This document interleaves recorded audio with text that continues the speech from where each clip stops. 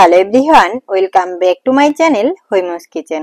আজকের হৈমস কিচেনে সবাইকে চা খাওয়ার দাওয়াত, মানে স্পেশাল গুড়ের চায়ের রেসিপি শেয়ার করব আপনাদের সাথে। চলুন তাহলে শুরু।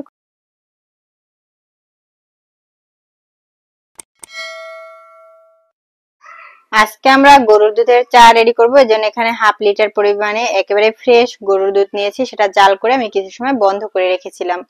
কিছু সময় জাল করে এভাবে বন্ধ করে রেখে দিবেন, তাহলে দেখবেন উপরে সুন্দর সর পড়বে। আর এই সরটা আমি একেবারে শেষে ব্যবহার করব, যেটা আমি দেখিয়ে দিব। যদিও দেখুন কতটা মোটা লেয়ারের একটা সর পড়েছে, আমি সবটুকু সরে এখানে তুলে নিচ্ছি।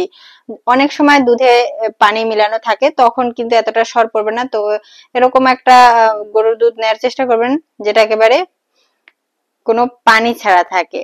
তো এখন যেহেতু আমি দুধটা একেবারে ঠান্ডা, এই পর্যায়ে আমি গুড়টা দিয়ে দিব। এখানে আমি খেজুরের গুড় ব্যবহার করেছি। আর অবশ্যই গুড়টা ঠান্ডা দুধে মিক্সড করার চেষ্টা করবেন। যদি গরম দুধে মিক্সড করেন, অনেক সময় যেহেতু খেজুর গুড় এখন অতটা আসল গুড় পাওয়া যায় না, তাই গুড় কিন্তু আপনারা দুধের সাথে মিক্সড করলে অনেক সময় ছানা কেটে যেতে পারে। তাই এমন ভাবে ঠান্ডা করে যদি আপনি গুড়টা মিক্সড করেন, তাহলে কিন্তু আপনার আর দুধটা ছানা কাটবে না। তো এখন আমি এই দুধটাকে আরো কিছু সময় জাল করে নিব। আমি আধা লিটার দুধ থেকে এখানে 3 কাপের মতো, 3 কাপের একটু কম পরিমাণে হয়েছিল। তো দুধটা যতটা জাল করবেন, আপনার চা কিন্তু খেতে তো অতটাই ভালো লাগবে। এই যে দেখুন কতটা সুন্দর কালার এসেছে শুধু গুড়ের কারণে। গুড় দিয়ে আপনি একবার হলো এই দুধ চাটা খেয়ে দেখবেন যেটা টেস্ট কতটা আসে। দুধ চায় অনেকে এলাচ, দারচিনি, আদা ব্যবহার করে, আমিও ব্যবহার করি, কিন্তু এখানে যেহেতু আমি গুড়ের চা তৈরি করছি, তো এটা অবশ্যই স্পেশাল। আর আমি এখানে গুড়ের ফ্লেভারটা স্পেশাল ভাবে রাখতে চাচ্ছি, তাই এখানে অন্য কোনো কিছু ব্যবহার করা যাবে না যদি স্পেশাল সেই ফ্লেভারটা পেতে চান। তো দুধটা যখন ভালোভাবে জাল করা হয়ে যাবে, তখন এখানে আমি পরিমাণ মতো চায়ের পাতি দিয়ে দিচ্ছি। চা পাতিটা দেওয়ার পরে এই দুধটা কিন্তু আরো কিছু সময় জাল করে নিতে হবে।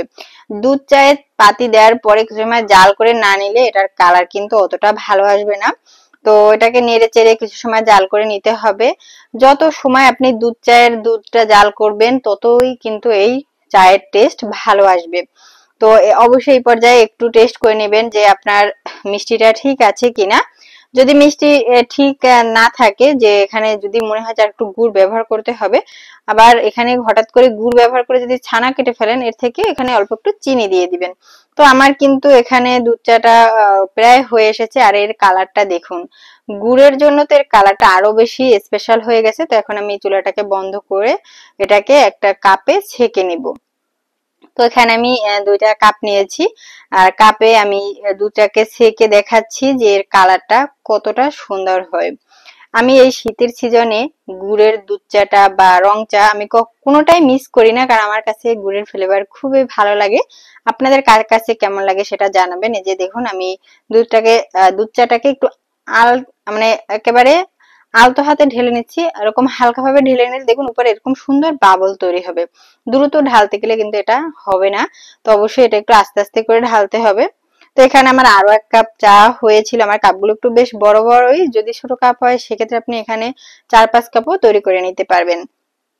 তো এই চায়ের টেস্টটা এতটা মজার হয়, যেটা না খেলে আপনি বুঝতে পারবেন না। আর এই পর্যায়ে আপনি চাটা খেতে পারবেন, কিন্তু আমি যে সরটা রেখে দিয়েছিলাম সেটা দিব এখন। কারণ ওই সরটা আমি কিন্তু জাল করার সময় ব্যবহার করিনি, একেবারে শেষে উপর থেকে একটু ছড়িয়ে দিবেন।